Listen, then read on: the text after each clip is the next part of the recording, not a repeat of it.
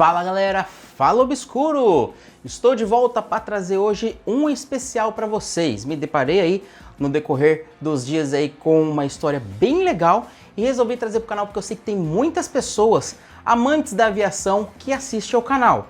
Vários vídeos que eu coloco aqui sobre tragédias ou coisas que aconteceram em avião fazem muito sucesso. Sendo assim, resolvi trazer esse especial. Eu espero que vocês gostem. Um agradecimento especial aos patrocinadores do canal, Nobrelar Colchões. Também tem o Lucas Barreto aí com o PlayTube Show. E também a BetCerto.net, que está sempre com a gente aqui no canal. E vamos contar a história do misterioso voo 401. Fique ligado no canal e eu preciso muito do like de vocês nesse vídeo aqui. O YouTube fala que para divulgar o canal, nada melhor do que o like para ele entender que o canal tem que ser divulgado. Por isso eu peço constantemente o like nos vídeos. O like vai ajudar muito o canal, vocês não têm noção. É de graça, o joinha tá aqui embaixo e também se inscreva se você não é inscrito. Eu sou Ricardo Rezende e este é o Obscuro Notícias.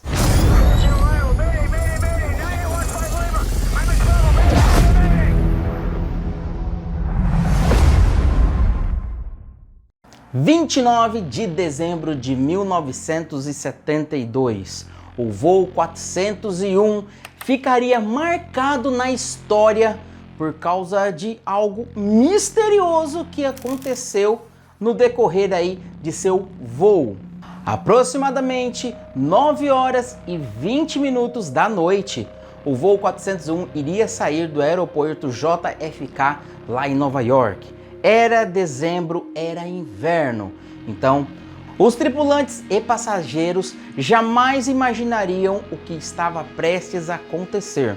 O modelo de avião que eu falo nesse especial é o TriStar, também conhecido como L-1011. Foi a terceira aeronave jato de passageiros do tipo Widebody fabricadas pela antiga Lockheed Corporation. Era um dos modelos mais modernos e tecnologicamente avançados da época, do qual foram produzidos apenas 250 entre 1968 e 1984. Os 163 passageiros e 13 tripulantes estavam sob o comando do experiente piloto Robert Alvin Loft, mais conhecido como Bob Loft, que tinha 55 anos de idade e 30 mil horas de voo, sendo apenas 280 em um TriStar L-1011. Ao lado dele estava o copiloto Bert Storkhill, com 5.800 horas, e o engenheiro de voo Don Repo, de 51 anos, com 15.700 horas de experiência. E esse voo estava previsto para chegar em Miami, uma caminhada aí de 1.755 quilômetros. Estava previsto para chegar por volta da meia-noite. O voo estava sendo tranquilo, quando às 11 horas e 32 minutos da noite, o piloto entrou em contato com a torre porque estava tendo um problema com o avião. Quando ele pressionou o botão do trem de pouso para preparar o avião para aterrissagem, ele percebeu que as luzes não haviam acendido. E aí, ele e o copiloto, mais o engenheiro, todos eles tentaram olhar de alguma forma para ver se o trem de pouso estava acionado. Ele contatou a torre e falou que iria arremeter para que pudesse dar voltas enquanto tentava solucionar isso ou ver se era apenas a luz o problema e o trem de pouso estava normal. E aí a torre autorizou e foi então que ele começou a desmontar algumas partes ali onde fica a luz para ver se as conexões de fio estava tudo certo, enquanto pela janela eles estavam sem sucesso em enxergar se o trem de pouso estava ativado. Sendo assim, o avião estava dando voltas e o engenheiro Don Repo e mais um outro engenheiro que estava junto da TriStar entraram num cockpit e começaram a tentar verificar e enxergar para ver se o trem de pouso estava acionado, mas estava muito escuro e eles não conseguiam enxergar. E aí eles voltaram e avisaram o Robert Loft que não conseguiam enxergar. Foi aí que o Robert Loft resolveu levantar e ele mesmo, impaciente, verificar se o trem de pouso estava acionado ou não. Mas aí teve um primeiro erro humano.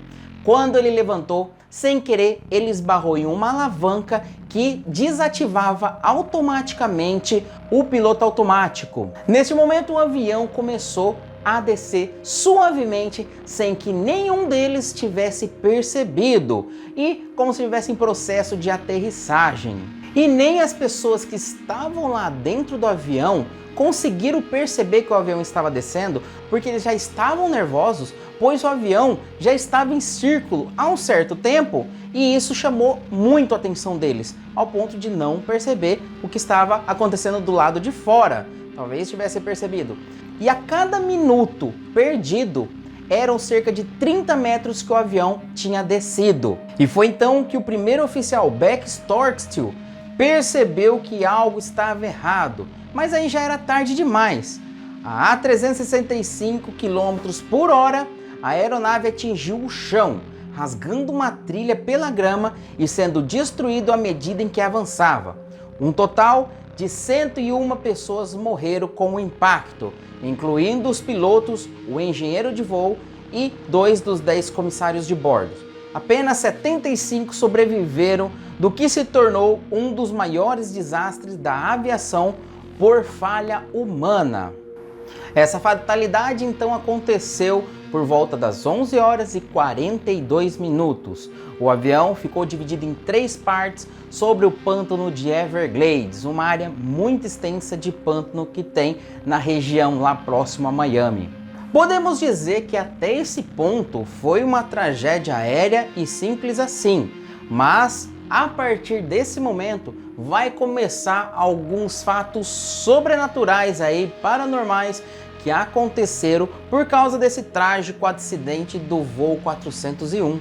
Antes de continuar, eu queria rapidinho aí dar um salve pro Celso Tribuno, que acompanha o canal, é professor de história e diz que já usou alguns vídeos daqui do canal em suas aulas. Então ele está divulgando o seu trabalho aí aos poucos, e aqui embaixo na descrição tem um link do Facebook dele aí para ele ajudar a divulgar um pouco mais o seu trabalho. Um forte abraço, Celso, que acompanha o Obscuro Notícias, e você junto com os alunos e os inscritos, vamos continuar essa parte mais paranormal aí dessa história. Doris Elliott, ela trabalhava na companhia Easter Airlines, em uma outra companhia. Antes de acontecer essa tragédia, ela estava lá na parte em que as comissárias de bordo preparam as comidas dos passageiros. Foi então que ela meio que passou mal, teve que sentar às pressas naquelas cadeirinhas das comissárias ao lado, e as outras comissárias chegaram até ela para perguntar o que é que estava acontecendo. E ela falou que ela teve naquele momento uma visão de um TriStar que iria cair no pântano Everglades e iria ter muitas mortes. As comissárias tentaram confortar ela, falando que não, isso não iria acontecer, ainda mais um avião moderno que tinha tudo de bom e melhor na atualidade. Mesmo assim, ela confirmou e falou que ela tinha visões desde a infância dela. Há 5 dias antes de um acidente de um trem com um carro, ela já tinha tido essa visão e realmente aconteceu. Não só isso, mas falando em tragédia. E aí, tudo veio a se confirmar algum tempo depois. E ainda ressaltando que uma das comissárias virou para Doris e perguntou se tinha perigo delas ali estarem nesse voo. E Doris falou que não, que por pouco que elas não estariam naquele voo. E foi exatamente assim que aconteceu. Elas, sem saber, né, porque essa visão já tinha sido há muito tempo atrás, estavam encarregadas de ir para esse voo 401. Só que esse voo estava atrasado. Foi então que um outro voo um pouco mais atrasado precisou que tivesse comissárias de bordo prontas para sair. E como a equipe dela já estava pronta, todas foram deslocadas para o outro voo e levantaram voo nesse avião. E quando ela chegou no ônibus lá, que já estava indo pro quartel lá onde ficavam as comissárias em Miami mesmo, foi quando ela recebeu a notícia e lembrou de toda a visão que ela tinha tido. Mas aí não acabou por aí não, porque agora vai começar a entrar fantasmas nessa história. No começo do ano de 1973, em fevereiro, começaram os primeiros fenômenos sobrenaturais aí dessa história. E um modelo de avião semelhante ao TriStar, o L-1011, teve um desses casos. E aconteceu com a comissária Virginia. A comissária estava em sua galeria preparando as refeições do voo, quando de repente ela reparou que uma névoa começou a se formar bem próximo a ela. Aí ela ficou observando essa névoa, algo meio denso mesmo. E de acordo com o que foi se formando, crescendo assim, ela reparou o rosto do Don Repo, que era o engenheiro que morreu na tragédia do 1011, do TriStar 1011. E aí ela se desesperou, saiu correndo, desceu a escadaria. Quando chegou lá embaixo, ela travou e não conseguiu falar para as pessoas naquele momento o que tinha acontecido, porque o receio dela é que ela fosse tratada como uma louca e perdesse o emprego. Então ela resolveu, por aquele momento, ficar calada. Menos de um mês depois desse acidente da Doris, o N318EA, que é o mesmo voo que a Doris estava, o mesmo avião que a Doris estava, era um voo que estava saindo de Newark até Miami.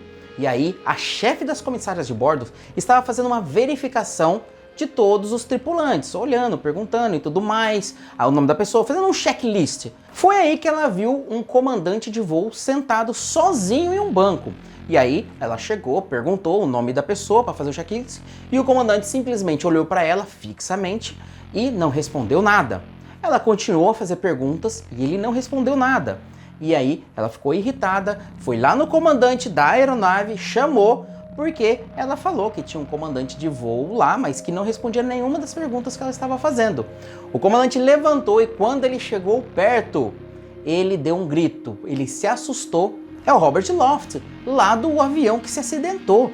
Como que ele está aqui? Aí, nesse momento, a resposta veio, mas veio de um jeito inesperado. Como se fosse uma névoa, o comandante foi se desfazendo na frente dos dois e causou um maior reboliço entre eles ali. Tanto que esse voo foi cancelado e aí, nesse momento é que a imprensa começou a ficar sabendo que algo estava acontecendo nesse voo da Eastern Airlines e começou a investigar o que o povo estava vendo nesse avião, por que os fantasmas dos mortos estavam aparecendo nele. E calma, não acabou não, eu falei que ia ter coisa aqui nesse vídeo, e tem. Eu vou mostrar para vocês o que foi mencionado no livro de bordo da mesma aeronave desses dois casos que eu mencionei atrás. JFK, durante reabastecimento, VP da Eastern, primeiro a embarcar, cumprimenta comandante do avião, percebe ser Bob Loft, VP sai do voo. Voo New York-Miami, comandante Loft visto por 3 tripulantes tentando falar com ele. Loft não responde e desaparece frente dos 3. Avião inteiramente revistado, voo cancelado. E depois disso então, outras 2 aeronaves começam a receber coisas sobrenaturais, a N317EA e a N308EA. Temos também algumas coisas descritas no diário de bordo que vocês vão conferir agora. Funcionários da Marriott, reabastecendo a Gallery de primeira classe, saem correndo do avião e recusam-se a voltar. Homem com roupa de segundo oficial teria aparecido no Gallery e desapareceu em pleno ar logo em seguida. Comissário abre o compartimento de bagagem e dá com o rosto de Bob Loft dentro do compartilhamento, olhando fixamente em seus olhos. Comissária desmaia, voo atrasado. Copiloto faz a volta olímpica na aeronave, cheque pré-voo, retorna ao seu assento da cabine, encontra engenheiro de voo sentado em sua poltrona. Engenheiro diz: já fiz o pré-cheque, não se preocupe. Engenheiro era Donald Repo, desapareceu subitamente na sua frente. Existiu uma outra aeronave que também aconteceu algo semelhante. Quando o engenheiro chegou até o cockpit, encontrou Don Repo, aquele engenheiro morto. E o engenheiro Don Repo comunicou com ele, falando que mais nenhum L1011 iria cair porque eles não iriam deixar. E outro caso que é muito impressionante, talvez o mais impressionante deles, foi em que uma aeromoça estava naquele mesmo lugar fazendo as refeições, já preparando as refeições para levantar voo de uma aeronave, quando Don Repo apareceu novamente E assim que ela viu, chamou a amiga correu lá e viu também. E Dom Repo avisou, cuidado para essa aeronave não pegar fogo. Ela ainda comunicou, mas é fantasma, nem todo mundo acredita. A aeronave chegou a levantar voo, o voo foi tranquilo. E aí essa aeronave iria descer na cidade do México e na sequência iria para Acapulco. Quando ela desceu na cidade do México, um dos motores deu pane e não funcionou. Aí começou aquele murmurinho, né, de Dom Repo falou a verdade. Daí a empresa pediu para que levasse de volta para Miami, que é a sede da Eastern Airlines, para que arrumasse isso. Com 2 motores, sendo que tem 3, com 2 motores a aeronave ainda consegue voar. E aí foi feito isso. Só que no momento que estava na metade do caminho, outro motor parou de funcionar. E aí eles tiveram sangue frio, se prepararam e desceram com apenas um motor, conseguiram descer, mas avisados eles foram. E vocês imaginem a imprensa depois que isso aconteceu. Foi aí que saiu em todos os jornais, televisão, todo mundo só falava dos fantasmas do voo 401. Era algo impressionante, eles tentavam coletar o máximo de informação possível. Essas que eu trouxe aqui nesse vídeo foram as principais, as que mais falaram, mas disseram que tiveram outras aí, hein? Mas essas aí foram as que mais veio à tona aí com o passar da história desse misterioso voo. Então, uma descoberta chocante estava para acontecer. E vamos lá! Um avião teve lá seus 2 motores aí em pane, pararam de funcionar. Outros aviões tiveram aí seus voos cancelados e uma grande verificação ali. Os investigadores entraram, olharam minuciosamente cada peça, tudo dos aviões e constataram que a maioria de tudo que eu falei aqui foram 3 aeronaves, a 308, a 317 e a 318 EA no final. Essas 3 aeronaves receberam as peças sobreviventes, as peças que não foram danificadas do voo 401. Quando teve os destroços lá, eles foram até lá, recolheram tudo e as peças que não foram danificadas, eles reaproveitaram. E essas 3 aeronaves tiveram peças sim do voo 401.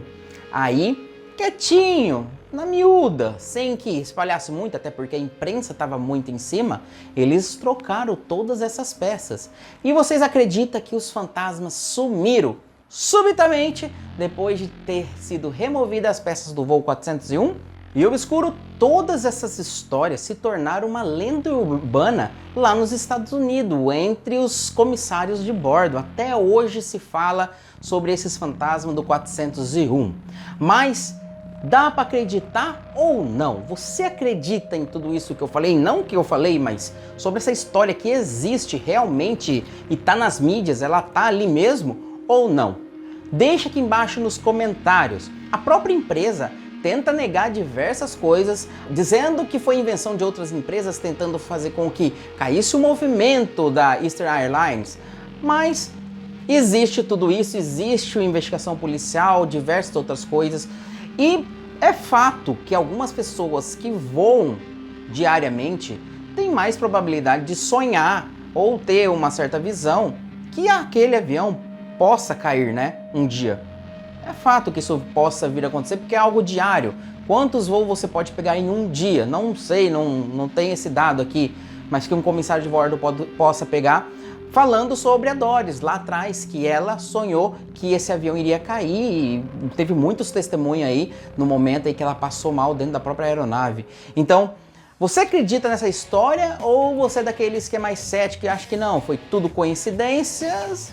Coincidências. Deixa aqui embaixo nos comentários e se você ficou até esse vídeo, vale o seu like, preciso do seu joinha nesse vídeo aqui para o YouTube recomendar esse vídeo aí para outras pessoas. Então, meus amigos, eu vou ficando por aqui, eu espero que vocês tenham gostado desse especial. Demora aí para trazer especial, mas quando eu trago aí para vocês com tudo de informação que eu coletei aí na internet, sobre tudo esses fatos aí. Então, um forte abraço para todo mundo e até o próximo vídeo. Valeu, fui!